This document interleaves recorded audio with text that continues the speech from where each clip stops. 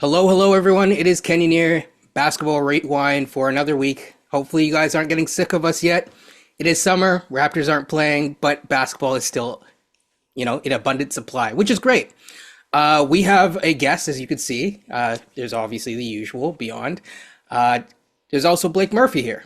And now, before I go further, I will say that this episode is probably going to be split up into several pieces. So you will get, maybe a piece on Monday, or whenever this comes out. And then, a couple days later, instead of the usual draft talk, you might get the second part of this. So stay tuned, people.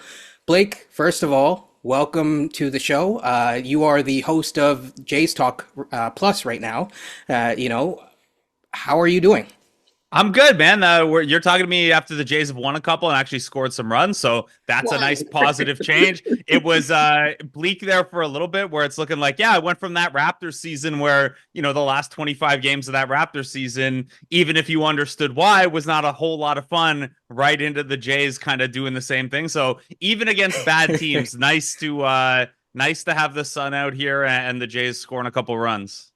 If we only combine the two teams somehow, the team that can't play defense with the team that can't score. Yeah, there's a real team in there somewhere. You could probably sprinkle the Leafs in too somehow. I don't know. It's exactly. Things dropped off quick after the 2019 championship for Toronto sports as a whole somehow. Hey, we had a good run though. We did. Yeah, I'm not trading the 2019 title. Jays, Raptors, Leafs could be bad for like a decade. I'm not trading that in. We'll also had the TFC as well during that time, which, but hey, with that being said, people, I've been saying it again and again and again, the pick has now conveyed, so I don't have to say will they or will they not. My question to you, Blake, probably the first question is, leading up to that, did you want it to convey? What were your thoughts? I didn't really care that much, honestly. Like, I'd been so resigned to the fact that for the whole second half of the season, it's like, well, the furthest that they could bottom out is it's going to be a 50-50 to keep it. So I just kind of had to, make peace with either possibility. And I see the arguments for both sides. If you're, and it's not just an optimist pessimist play, but the optimistic view, I think, would be, we'll get a high pick in here. In even bad drafts, there are good players. You get another good young player to get in there and learn and grow with Grady and Scotty and IQ and RJ. And maybe,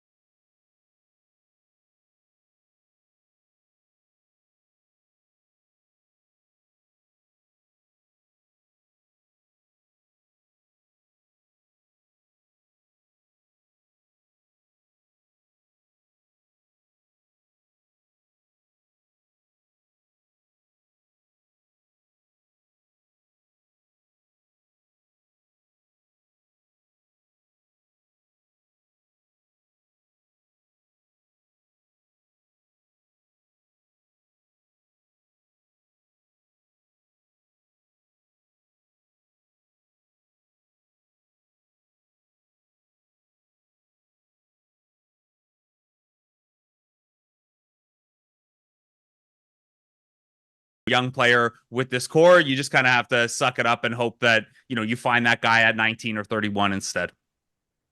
Yeah, I mean, the way that I say about that trade, as we call it, it's the gift that keeps on giving. It never ends. It's still not ending, but we're almost there. We are almost there. We've given up. It's almost like a weird subscription model that isn't, quite at the end. And we're just about there, and it's like the weird Xbox points where you have to top it up a little bit just to get your game that you really want. So we're almost there. We're almost next year's second too, I think, was a part of that deal, and then we're done, right? Okay. Yes. Could you imagine all of a sudden, actually, you have your firstborn. So I think obviously we've been starting to cover the draft. It's been interesting because we covered it from a little bit of people from the back end of the draft and the front end of the draft. And then now we're kind of like, okay, now we actually have to cover guys in our range that we know that are in our range. Did you have any names? I know you've been mainly focused on Jays, but do you have any names that you want to kind of toss out. We actually talked to Tyler Rucker a couple weeks ago, and he'll be back on soon. Hopefully after the Celtics lose for me. Yeah, I mean, full disclosure, at this point in the process, like those draft guys will know a little bit more, right? Like I would for the guys in the event that the Raptors won the lottery and we're going to pick that high. I mean, you guys know me, like when I'm prior to this job now where I do Jays all summer, I'm going deep on like 60, 70 different prospects, right? Like I want to know all about those guys. I want to try to find some G League guys, your, Christian Vitals, your Jose Alvarados, that kind of guy too.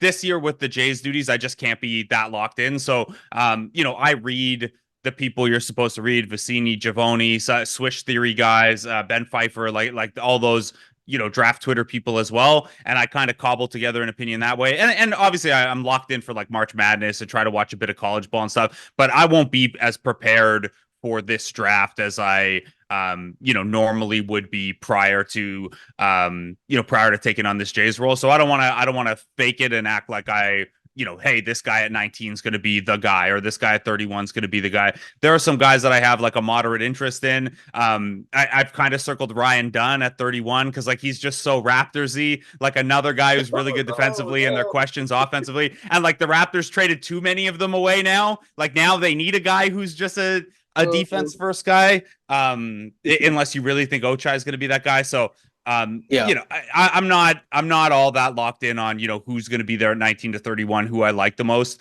I'll have a board together by draft time, but a lot of that'll be leaning on people like the really smart draft Twitter people. Well, if there's ever a draft, you don't have to worry too much about this on the pick. It is true. The way I describe it is it's a very flat draft, and I've described it that way the entire time. Ryan Dunn was actually one of the first people that we covered and published on this channel for this year. Positive or negative? Like you like him or you don't like him? We liked him, but it was kind of one of those like, okay, at the same time at 19, it's a little bit high and he's a little bit of a project. And that's why I said 31. I was clear that I was talking 31. I was with you. I think your point there about the Raptors part, I think if he's on another team and you wanted to add him in there, but I was just thinking for the Raptors is like, I've been down this road so many times. I was like, I don't know if I want to go down that road again with another defensive guy that you have been traumatized a little bit over the years. I honestly, like you guys say you've been traumatized. I actually think it's gone the other way for me, where I've just been like brainwashed with these guys. Like the Raptors-ness of it has seeped into me, where like I just love defense first guys who can't play on offense. I don't maybe it's because I like my worst basketball skill is my handle as well, and I'm a defense first guy, so I just want guys who are out there trying to play like me, although there are not a lot of 5'10" combo guards out there, so I'll just look for the 6'8" wingspan guys who can't dribble instead. I'll just say this, Blake, I having nightmares right now of Eve Missy right now just floating through my head right now. Yes. Yeah, I mean, there's definitely some interesting prospects we've covered, both in terms of high floor skills, or high skill floors, and those that are more, say, Raptors-y on the offensive end. We'll see what happens, but Masai in his presser mentioned that we need a lot of things, but he did mention specifically that we needed an offensive initiator / point guard, a defending wing, a forward center depth. That's why I say you mentioned a lot of things. It's just like go through the Christmas list. If you were to prioritize, and rank those, obviously there's only really 3, but if you were to rank them, how would you rank them if you were asked? Yeah, the ideal thing is always a big wing who can shoot a little bit, right? Like that's, there's a reason that they were over patient with the last core. It's because they had a lot of those guys, and then when they eventually traded them, they got like at least with OG's case, got a lot back. And then Pascal, whatever, we'll see what they turn Bruce Brown into. But it doesn't look like that's going to be the spiciest of trade returns. Pun intended. So yeah, you love a wing with some size who can play some defense and knock down a 3. Basically what you're hoping Ochai can become, or what OG was for you. But guess what? The list of guys who are available in free agency who do that is like OG, and that's it. So there just aren't enough of those guys. So you're going to have to cobble it together. Through that lens, I would probably lean toward more offensive creation, just like, the wing defenders who are out there are not going to be the $25 million types anyway. You're probably looking to, and this is going to give people like nightmares, but like you're trying to redo that Jalen McDaniels play, but hit on it this time, right? Like that's where you're probably focusing for a wing defender, and you're continuing to try to develop Boucher into that. So I'd be looking a little bit more at offensive creation. The free agent class is poor, but the one area it is pretty good at is backup point guard. You can get there are a good number of potential backup point guards, guys who could step in and start in a pinch, like the Tyus Jones tier of guys who, no one's calling their friends on June 30th. We got Tyus Jones. But, when you're in game 20 of the season and IQ misses one and he steps up, that kind of guy. I think at the higher end of where you could aim, strictly from an offensive creation standpoint, like D'Angelo Russell could be a free agent. Best guess is he re-signs with the Lakers because that's what the Lakers do with these guys in these situations. That's kind of the higher end of that self-creation type of guy. But the free agent list gets pretty thin pretty quick. Where are you guys leaning on that? Well, I'll let Beyond go first, actually. Yeah, I'm with you on the wing side of things. I prefer to look for a wing in the draft in this case. I got a couple guys in my mind that I would like to see at 19, perhaps to get picked there. I think I agree with you. I think the backup point guard, you could probably find something. Of course, you mentioned Jones in this case. I think he's been somebody we've been eyeing for a couple of years now. I remember we had a deal we were thinking in our head last year at the draft. We were at the trade deadline. We were trying to figure out something with Utah with Conley because that same type of guy where it's like, oh my gosh, you can imagine Conley and his team. If they were really going to make a run, he would have been a perfect fit. So I totally agree with some guy get just organized the second unit is what I'm looking at. And then of course, I think that 31st pick at this point, based on how things look right now, you just try to get a young big that you could grow. Because I don't see much. Yeah. Yeah, I should say too. I didn't mention him, but Malik Monk's another guy who's like in the mix and like is like the youngest good free agent who isn't restricted. So I should mention him as well because from an offensive standpoint. But yeah, the list does get thin pretty quick, Kenyon. Yeah. So for me, Tyus Jones was discussed for sure several times on and offline. I still like Tyus Jones. I do have some concerns because he did say he wanted to start. And if you're paying quickly, and then all of a sudden the backcourt gets small. I mean, if he wants to start, he can go play on a bad team. Is the reality with that? And like, sorry, I don't mean that like Tyus Jones is the guy. I just meant like Tyus Jones types, right? Like, yeah. If Monte Morris is or Melton, healthy, yeah, DeAnthony Melton's another one. That type of guy. There are a handful of them out there. Yeah. So from a Markelle free agent Fultz, another one actually. Well, I mean, I think it was last year at the Raptors Republic shindig, I'll say, right before the trade deadline. I ended up talking to, I believe, Sampson about downhill pressure guards and also how amazing Markelle Fultz is. Now, obviously, there's a health standpoint there that seems to always be in the mix for him, but he shoots threes about as often as Ben Simmons at this point, so you're gonna have to be creative offensively a little bit. The Fultz Scotty lineups 1-4 pick and roll stuff would be spacing challenged given that you don't have a lot of shooters on the team, but they just got to get talent in the door, right? Like more than Masai's checklist or whatever, they got to get guys in who can play and who fit the timeline a little bit. Yeah, so from that standpoint, I mean, I agree with everything. I mean, we kind of just covered every one. I'm not as big on the Malik Monk standpoint only because number one, the recent injury that he has. I don't know, are you going to overpay for someone that you don't really have the medical information on? Obviously that's part of that process, but it's a concern for me. And then the other thing is that where does he fit in this lineup, and who are you, I guess, subjugating? Is Grady going to now take a developmental hit so that you can get Malik Monk in?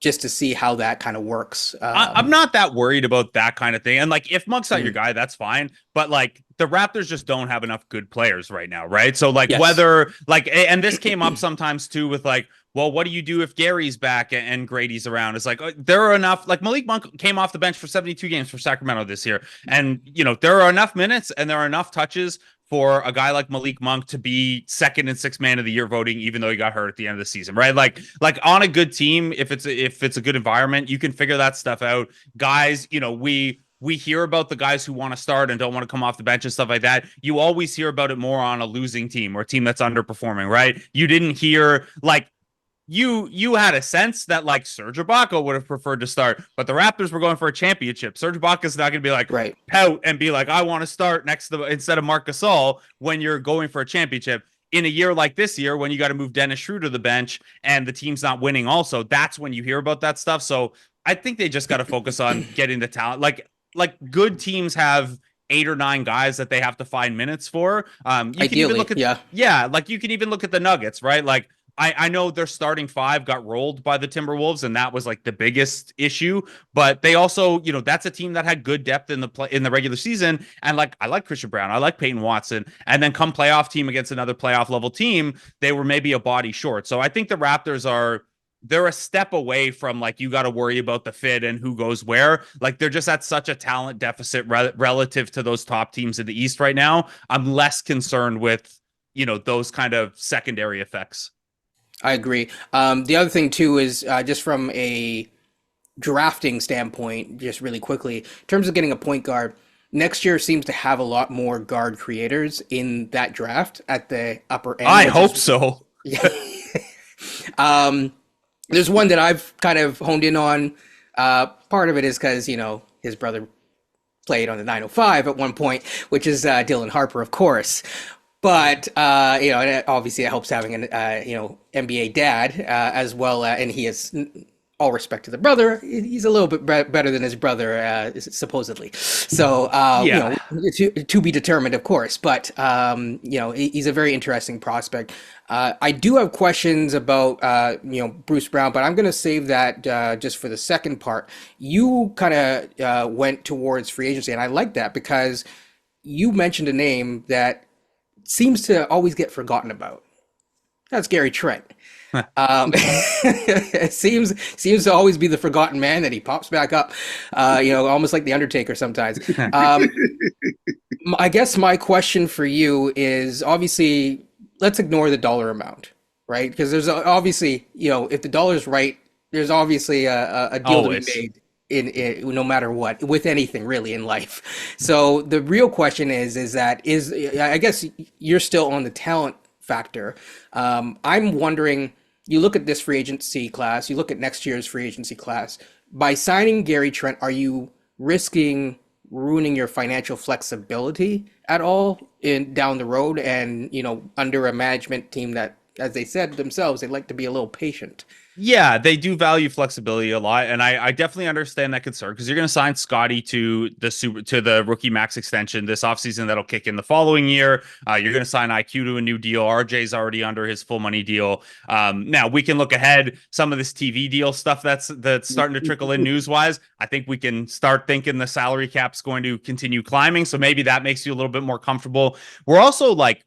And Kenny, I know this is stuff that you get really interested in too. Like we're headed for a fascinating offseason where this is the first offseason where we're actually going to know how these like super tax teams are going to have to operate in the new environment where there are all these restrictive rules about them building. You can't aggregate players together. You can't take back more money. You can't sign and trade. You can't use more than, the minimum salary after a certain point.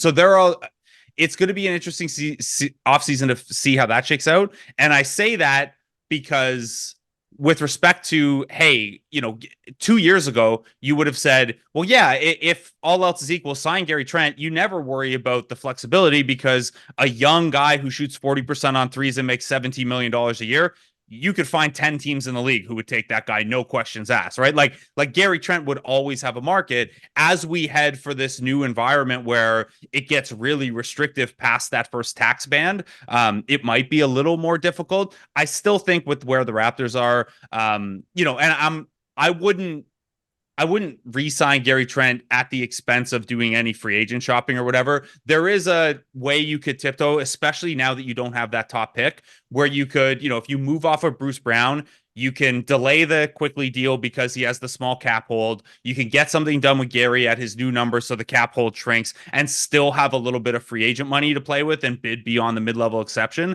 So that's probably what I'd guess they end up doing. Now with Gary, I'm not, if that gets too far north of like 17 million, I start to question like, okay, like I like Gary, and he won me over a lot in the second half of this year, and everything was going wrong, and he became kind of this steady on-court leader and was reliable and stuff like that. The defense picked back up. I liked what he did this year, but past like, 17, $18 million, you start to look at, well, is that better used somewhere else? Can you replicate what Gary does with Grady Dick improvement and a mid-level exception guy?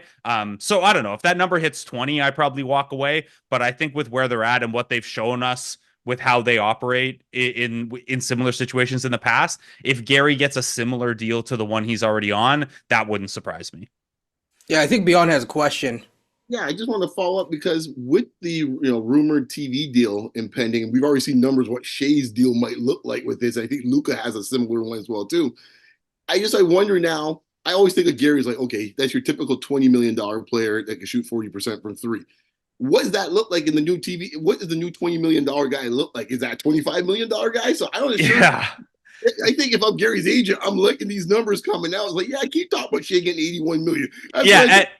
Gary's agent is also Rich Paul, by the way. So you know he's got eyes on it. You know he's going to the Lakers and being like, hey, if the Raptors don't give us an offer we like, we might explore that Kentavious Caldwell-Pope or Malik Monk 1-year clutch deal with the Lakers, get my value up, and then go get the big deal. I could see that playing out if the Raptors and him, or if there's not a long-term deal for him there from someone else. I would think what teams would probably say back to that is the new TV money's not here yet, right? Like it's going to take a little bit before it hits the salary cap. So you don't want to overextend right now based on something that's going to hit the cap in like 2026, because you can disrupt your cap sheet now and stuff. I think agents will play that card, but teams are going to have to be like, hey, sign a 2-year deal then, and then re-enter free agency. And we might like when 2016, we did see guys in like 2014 and 2015, more guys took shorter deals so they could re-enter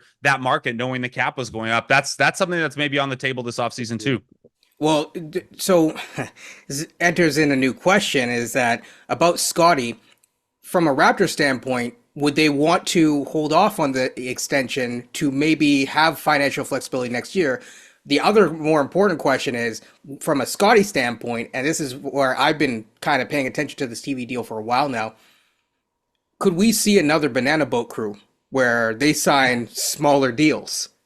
Yeah, so I mean that I can't answer. That's going to be just up to what guys want to do, right? The one thing they did change after 2016, and they messed up not addressing it in 2016, is we now have like a maximum the cap can expand per year, so it can't go up more than 10% at a time. And like players still get their 51% of basketball related income. It'll roll over to future cap years or come back in the escrow system or whatever. So we can't see the cap go up more than 10% of the time. So there's no KD to the Warriors situation there. You can never stop guys from taking a little bit less money to play with their boys though, or chase a ring. As for the Scottie question, I get what you're saying. Like it would be great if, like the IQ situation, they have extra flexibility right now because Emmanuel Quickley is a restricted free agent and he has a small cap hold that is not small, but smaller than what he's going to sign for. So you basically get like 6-7 million of artificial cap space. With Scottie Barnes, I think because it's such an obvious max, because his relationship with the franchise is going to be so important over the next 5-6 years, they're just going to get that max extension done. The only question really is whether it's the 25% max or the 30% max with the asterisk of if he makes an all NBA team or whatever next year. The same way that Pascal had the escalate, it was 25%, but it escalated to 28% because he made all NBA second team. Right. So with that being said, we're going to actually take a little bit of a break and end part 1 for now, but we will continue this right after. So thanks, everyone. Thanks to the listeners. And of course, for this part, like, comment, and subscribe, of course, please, and thank you.